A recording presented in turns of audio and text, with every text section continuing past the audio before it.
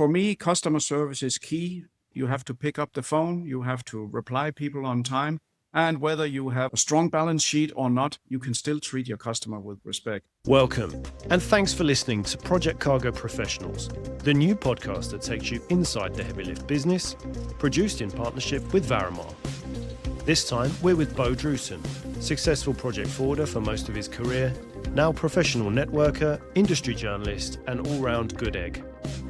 Bo gives us his thoughts on scaling and selling a project cargo company, and why he thinks some shipping lines need to seriously up their game. Bo, you were one of my first customers when I started out life at the Heavy Lift magazine, and I'm glad to say that we're still in touch all those years later, so thanks for your time today. Most welcome. I still recall vividly, I think it was in Shanghai we met first time. It was many years ago. Around 2007. So something like that, yeah. Bo, you're from Denmark. Tell us a bit about yourself and how you got started in the shipping business. Oh, yeah. I am a Danish citizen. That's correct. I got into shipping mainly thanks to my father, who was a sea captain by profession. Actually, I wanted to be a journalist, but he said it was not a good career for me. So trust me, there's not enough pay. Right. From you, I take it. Yeah. Yeah, so I became a trainee in a shipping company in Aarhus in Denmark in 1980. So this year is my 45th year in shipping. And I liked it and continued ever since, never looked back. So the first company was? I worked for the agency of the Ben Line. So I had some relationships. As I said, my father got me into this job. And the agency I worked for represented Ben Line and ACT and other shipping lines that had ships going to and from Asia. In those days, Ben Line had container ships to the Far East. So your early career, a lot of it was in the UK? Well, we represented lines that were based out of the UK, but we represented them in Denmark. And as a trainee in a shipping agency, you do everything from making coffee, servicing your bosses. It was the good old days. Yeah. And of course, taking care of whenever Ben Line had containers to or from the Scandinavian region. Yeah.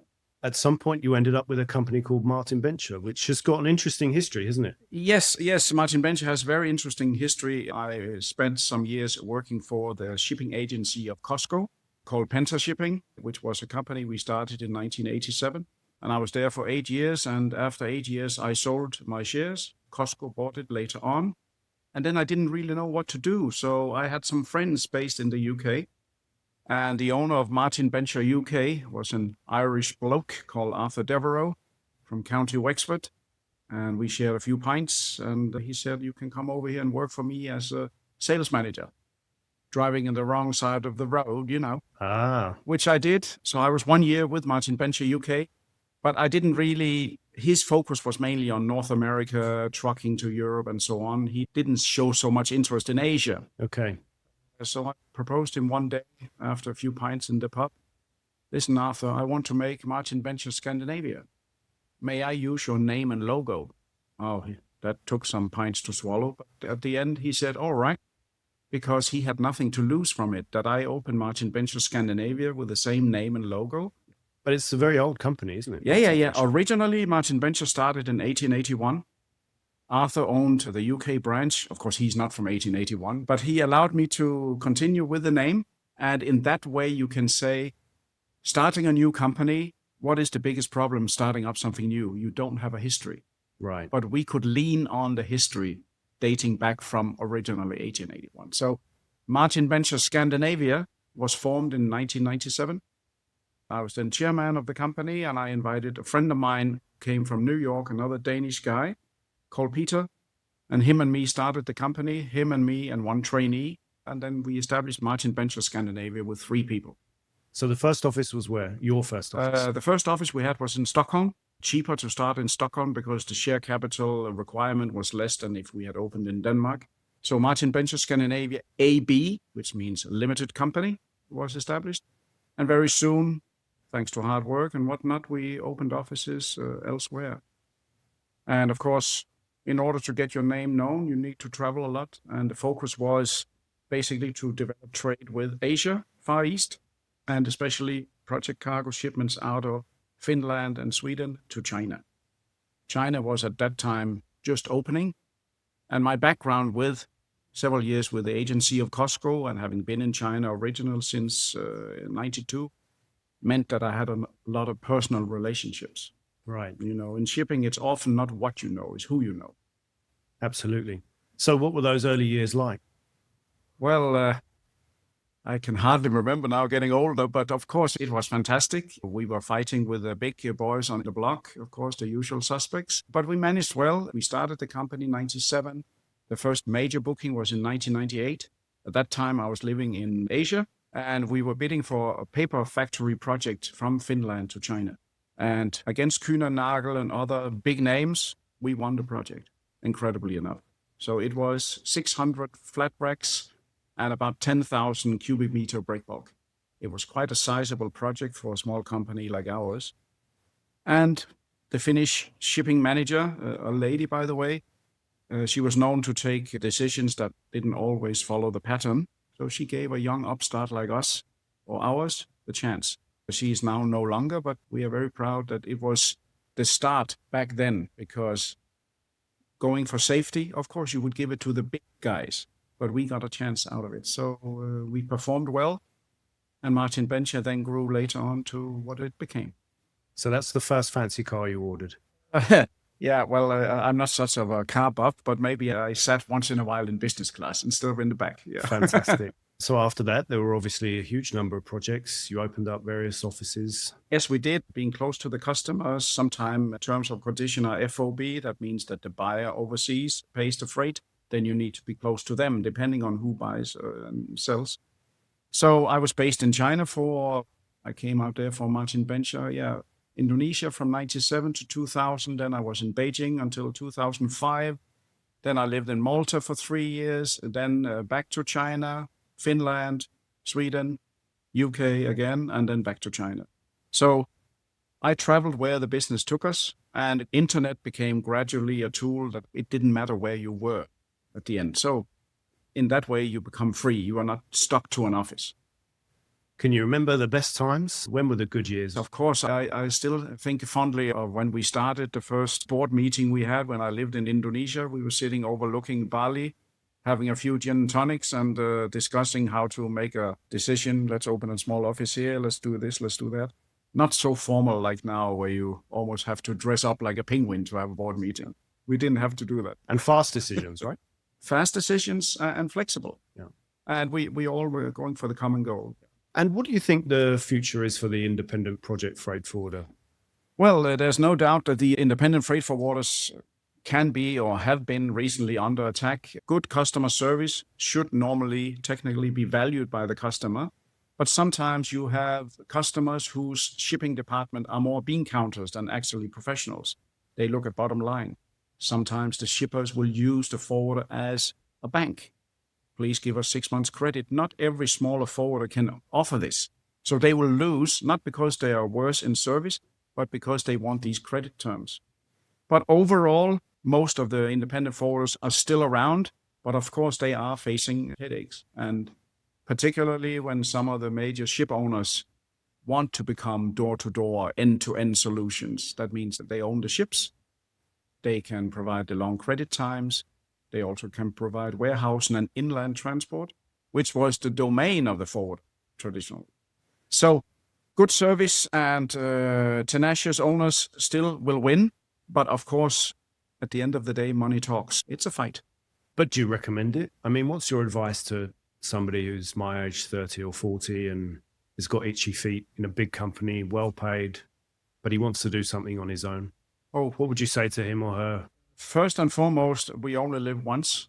And as the Nike ad says, just do it. It's better to regret what you did than what you didn't do. And having been part of Penta Shipping first, then starting Martin Bencher with my colleague, then starting a network, all of which where I've been either the minority or majority shareholder, I never looked back. To get up in the morning, run your own show. Nobody tells you what to do, except a couple of ex-wives. They might tell you what to do.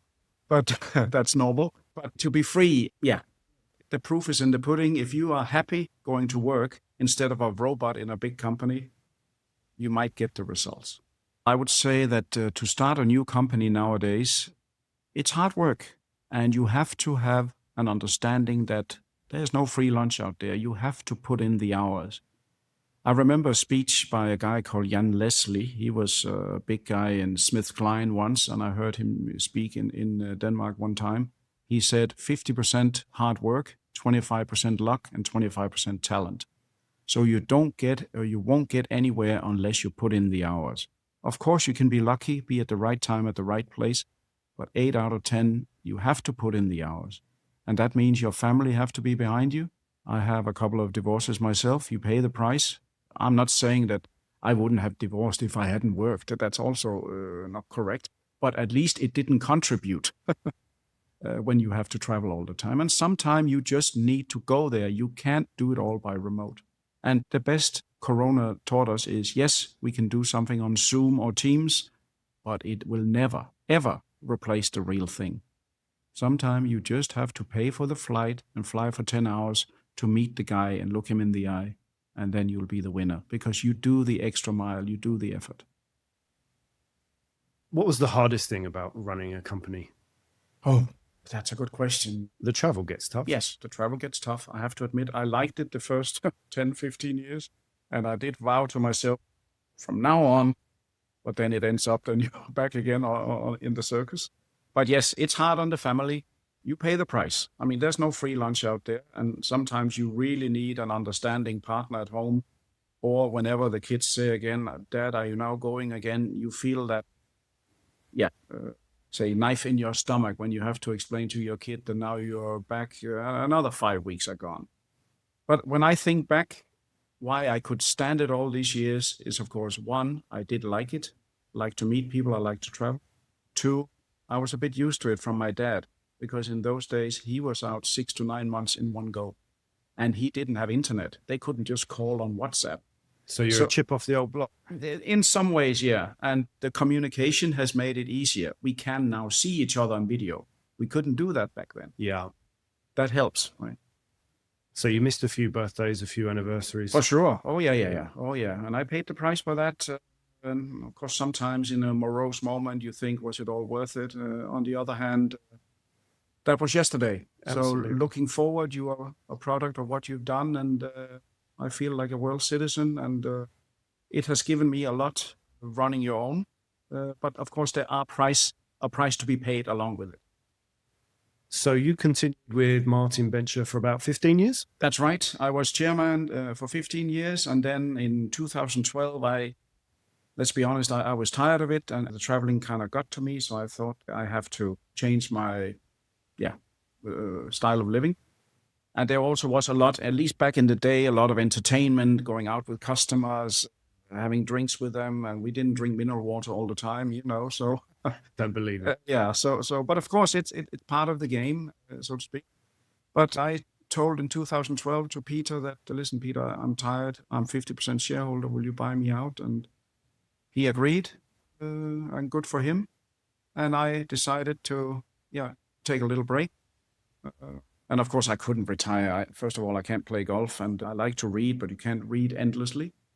So I took a trip on a cargo ship as passenger to see the sunset without internet and to think what I wanted to do, and came to the conclusion that I had a lot of contacts around the world. Why don't I link them up in a kind of a club, like a network club? And that's what I've been doing. We're thrilled that the first series of Project Cargo Professionals is exclusively sponsored by Varamar Shipping. Founded in 2009 by shipping serial inventor Alexander Varvarenko, Varamar specializes in bulk, break bulk, heavy lift, and oversized shipments, and is a trusted carrier to and from Europe, the Middle East, Asia, and Africa. At Varamar, massive structures like wind turbines or entire factories are a day-to-day business, and as a semi-liner carrier, they can offer tailor-made solutions, calling wherever and whenever you need them to. With offices in 13 countries, including recent openings in Asia, they're bridging the East-West gap. A multilingual team fluent in languages from English and German to Arabic and Chinese means communication is seamless. Visit varamar.com to find out more and ask them about their new regular service connecting the Middle East, India, Indonesia, and Australia. Visit varamar.com. Now back to the show. And that was your second exit? First company was Penta Shipping. I sold my shares there. They were bought later by Costco. Then I founded, together with Peter, Martin Bencher. I sold that to Peter. He then later on sold to Maersk a couple of years ago. So I think he's driving the Lamborghini. I'm driving a normal Volvo.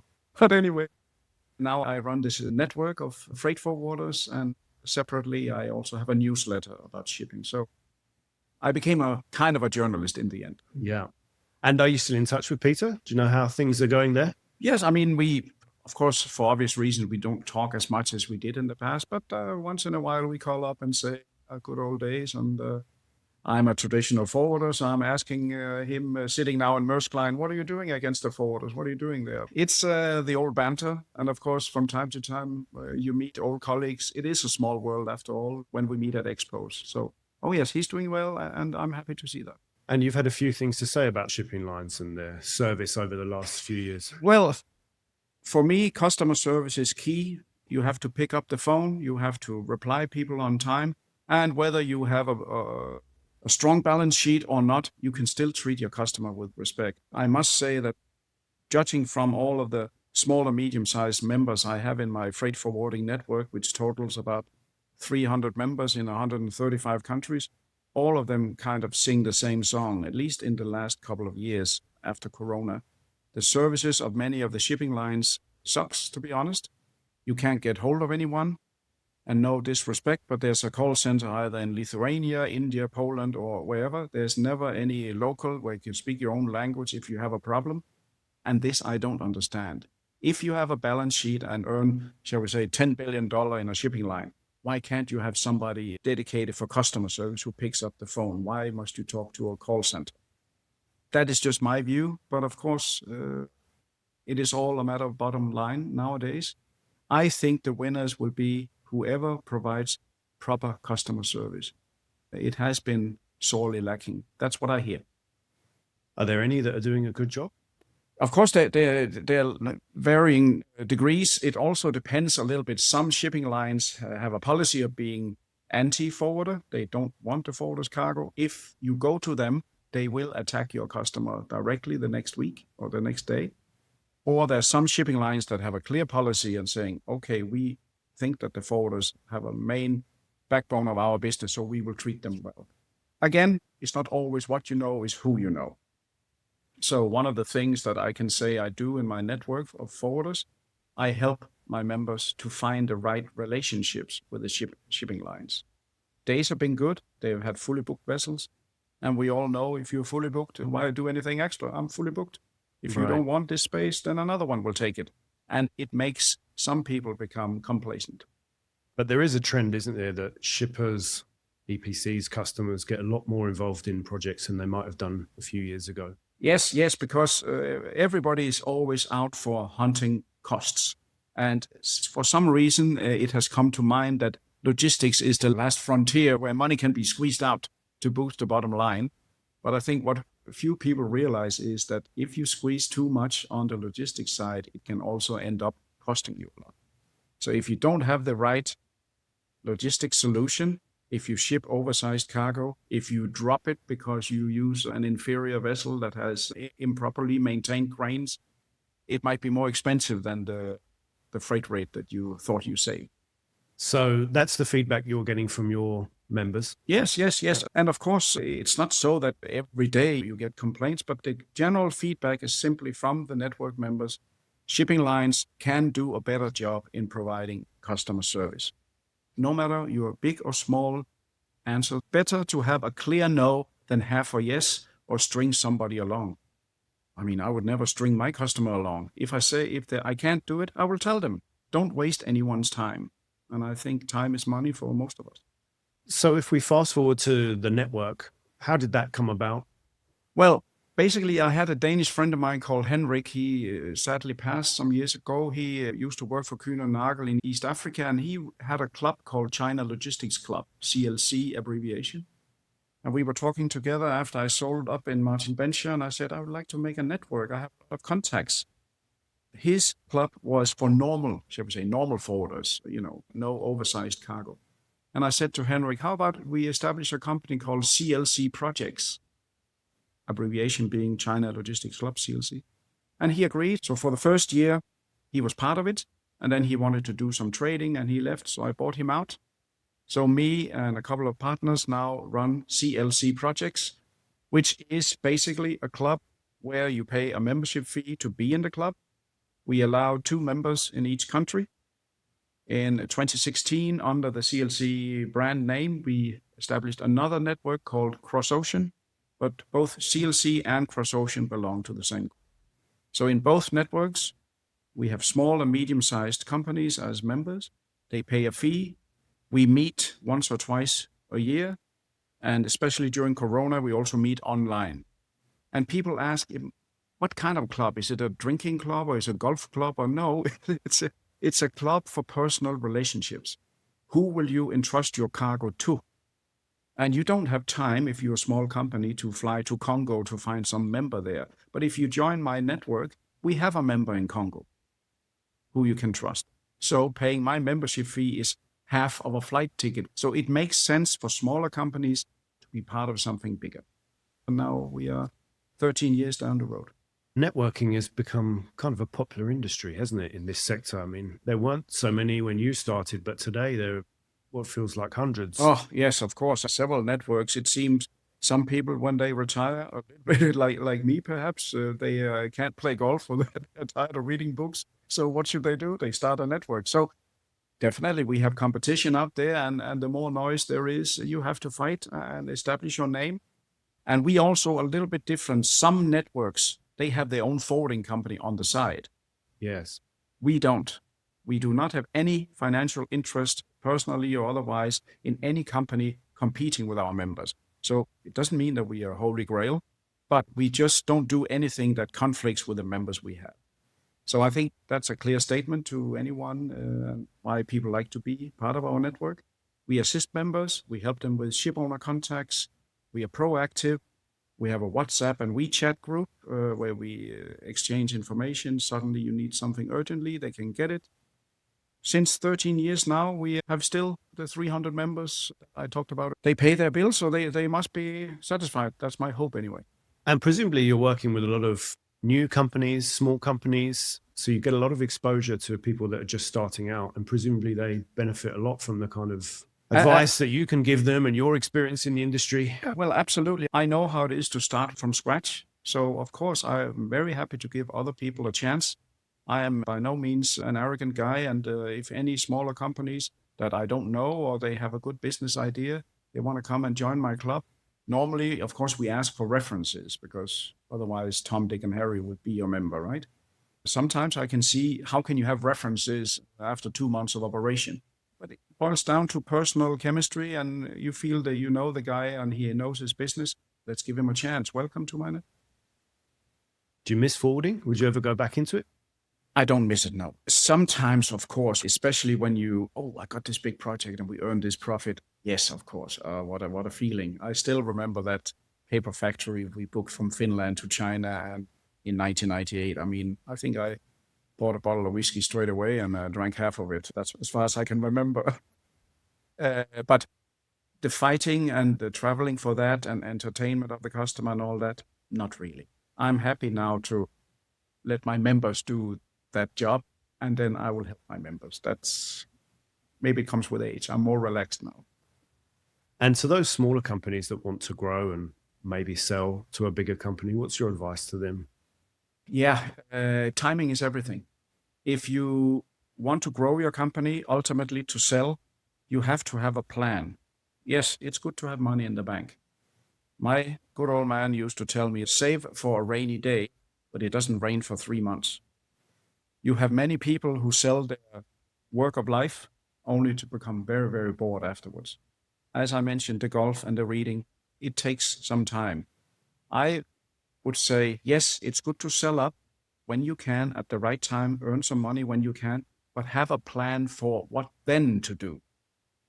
And if you are an incarnated shipping man, which I am, I go by freighter on a holiday. Talk about being damaged. Who would do that? But I like it. I have seen some examples where people have sold up, never to be heard of again, or they pass away because suddenly they have no purpose of life.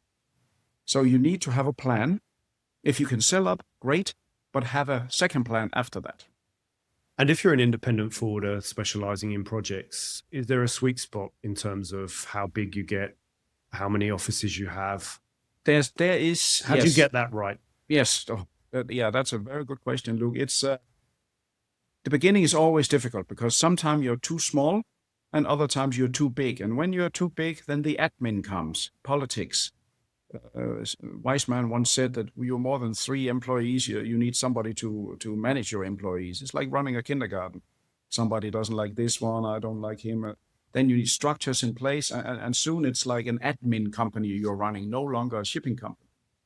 HR has a huge role to play nowadays, but they don't produce anything. The guys at the end of the field, they are the one that have to get the customers. So maybe that was why I sold up the few times when I felt it had grown too big. And I was tired of it. It was too much admin. I like to build up things. And when it has a certain size, I left. That is what I can see I did. And how big was Martin Bencher when you left? As I can recall, 150 people or something like that. Okay. And we started with just me, Peter, and a trainee. And you were looking after a region or specific I was clients, mainly or? based in Asia, but of course I was traveling constant. I remember one time, I think it was 2001 to 3, since I travel on Seaman's ticket because I have Seaman's book, I had my travel agents write down the details of my flights. I was, during those 2 years, nowhere more than 3 weeks for 2 years. When I look back at it now, I can't even recall how I could manage it. So traveling was a big part of it. But yes, it meant that you develop your networks. Hence the contacts now I have around the world. Anywhere I know somebody somewhere, or they know somebody somewhere. And you build up goodwill. But you also have to take care of your goodwill. I'm sure we all have friends who only call you when they need to borrow money or they want to borrow a book from you. And after you borrow them the money or give them the book, you never hear from them again. Right. That is the key. Keep your contacts, also when you don't need them. We'd like to finish by asking a question from somebody in the industry, somebody I think you know. Hi, Bo. Ryan Clancy from Truck UK here. Our industry always throws obstacles in our way and sudden challenges that we need to overcome. What was the one that sticks out, and in which region, and how did you guys overcome that? That's a very good question, Ryan. Yes, I mean, the most challenging one was the first project we got back in the Martin Bencher days, with 600 containers, flat racks mainly, and then 10,000 CBM of break bulk. And we were new on the block. It was a challenge to find the right relationship because not all the ship owners could go direct into China. The destination was Dagang, which is 200 kilometers up the Yangtze River from Shanghai. But we found a solution with OOCL, which was Hong Kong based. So it's almost like China family. And they had the right relationship. So we booked with them for the containers. I spent a lot of time in China first to investigate who. And for the break bulk, at that time, we used a combination of Costco and Schiphol, Chinese-Polish. Again, they had the history with China. So some problems were alleviated purely because we were using them.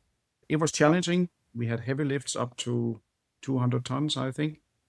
But we managed. The first major project ever, which became a reference point for us. If we had screwed up, there wouldn't have been a Martin Bencher today. So that's it. And the most profitable project you ever did? Can I ask that? Oh, yeah. There's been a few, and I'm sure that one in 1998 was certainly one of them. Peter, he was always the accounting type, and he came from a part of Denmark where you always understate the income. So sometimes I wonder how much we actually earn, but it was certainly one of the better ones. No further comment. Thanks for listening to another episode of Project Cargo Professionals, powered by Varamar.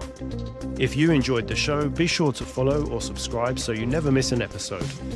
Got feedback, a guest suggestion, or a story worth telling? Don't hesitate to reach out. I'd love to hear from you. Until next time, let's keep in touch. Follow me, Luke King, on LinkedIn, and explore more at projectcargopros.com.